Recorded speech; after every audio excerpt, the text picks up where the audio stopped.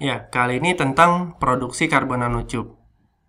Setelah kita mempelajari karakteristik karbon nanotube, aplikasi karbon nanotube, kali ini kita akan membahas tentang produksi karbon nanotube. Bagaimana karbon nanotube diproduksi. Secara umum ada 3 metode. Metode arc discharge atau lucutan bunga api listrik, metode laser ablation, penyinaran kuat dengan laser, kemudian metode chemical vapor deposition. Tapi sebenarnya masih banyak metode-metode lain. Ini metode yang paling umum. Yang pertama, metode arc discharge. Metode ini menggunakan lucutan listrik dengan arus yang sangat besar, 100 ampere. Sehingga nanti arus yang sangat besar ini akan menimbulkan panas. Nah, selain arus yang besar, jarak elektroda pun juga dibuat sangat pendek, 1-2 mm. Sehingga lompatan listrik atau lucutan listrik dengan arus besar ini akan menciptakan panas yang sangat tinggi. Nah, biasanya ada 2 elektroda. Satu elektroda atau salah satu elektrodanya diisi dengan bahan grafit dan katalis. Katalisnya bisa berupa nikel atau besi. Kemudian di dalam chambernya itu dibuat vakum dan diisi dengan gas inert seperti gas helium atau gas argon pada tekanan rendah. Nah, secara prinsip atau mekanismenya, nanti karena ada lucutan listrik dengan arus yang besar dan jarak yang pendek dari elektroda-elektrodanya, maka itu akan menciptakan suhu yang sangat tinggi. Kemudian grafit dan katalis akan menguap, itu akan menghasilkan karbon nanotube. Selanjutnya, metode laser ablation.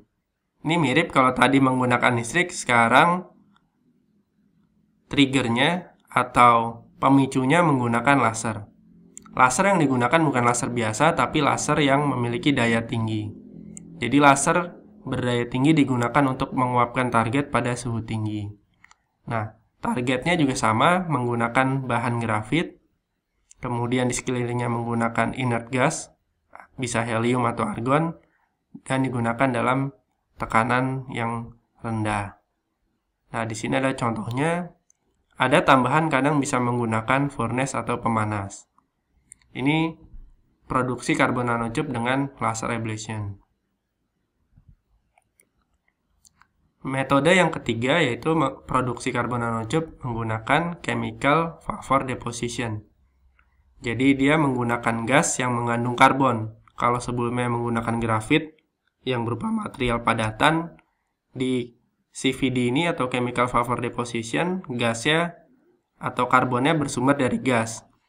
Jadi dia bisa menggunakan CH4 atau C2H2. Kemudian ditambah carrier gasnya atau gas pembawanya yaitu amonia atau nitrogen. Nah, nanti ditambah selain tadi gas untuk memicu digunakan suhu tinggi dari thermal generator atau dari ovennya.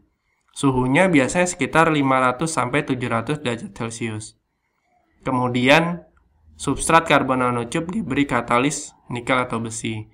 Jadi nanti prinsipnya panas ini akan memicu katalis yang berikatan dengan gas karbonnya CH4 atau C2H2 sehingga nanti dia akan menghasilkan atau memproduksi karbon nanotube.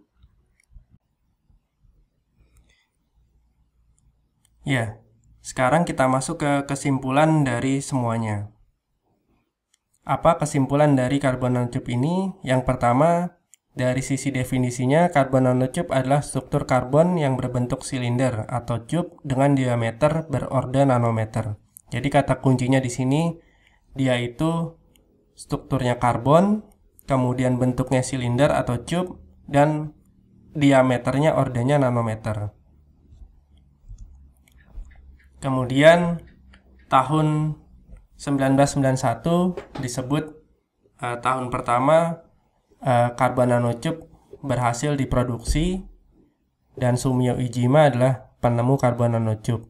Dia berhasil menjelaskan sifat dan struktur karbon nanotube. Nah, karakteristik karbon nanotube yang unik dari karbon-karbon lainnya yaitu dia memiliki sifat elektrik, sifat mekanik, sifat biologi dan kimia yang beda dari struktur karbon lainnya. Sehingga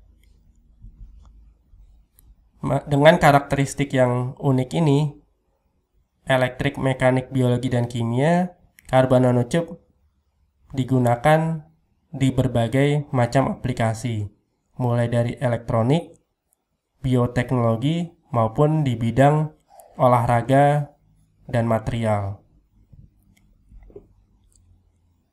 Nah, produksi karbon nanotube secara umum ada 3, arc discharge, laser ablation, chemical vapor deposition.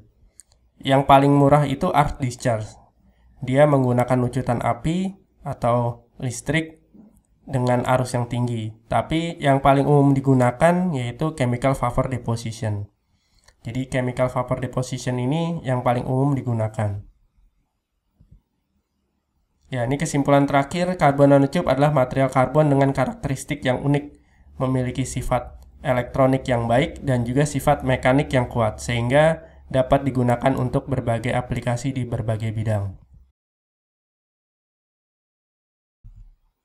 Ya, terima kasih atas perhatiannya. Semoga bermanfaat. Assalamualaikum warahmatullahi wabarakatuh.